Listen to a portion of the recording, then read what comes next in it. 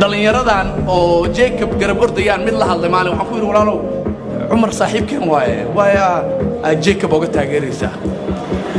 wallahi wuxuu igu dhahay hadal aan la ka aad oga wuxuu igu dhahay haduu Jacob soo baxo annaga madaxu nooga istaaga kulaha waa ka cabsanayaa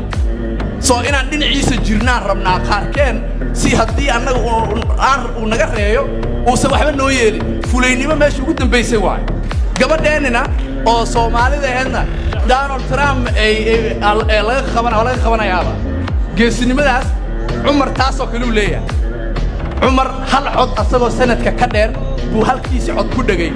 oo sanadka inta kale wuxuu ku dhahay ajandadiina maba taageeray hadaadan aniga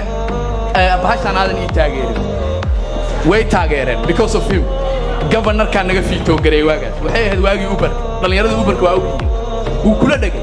ayadoo walaalba xafiiskiisu wuxuu noqday the most important xafiis uu noqday in the Senate asaga kaliya loo iimaanay waxa la walaalo ajandada taageer wuxuu dhahay I don't care ajandadiina tan if you guys don't care about this I don't care about the rest of the agenda geesinimo waay wallahi billah waxa hadda u soo drive garay aniga hadda soo galay waxa u soo drive garay waxay ahayd inaan tuso taageeradayda Umar inaan tuso Umar tuso sababtoo ah waa history we are making history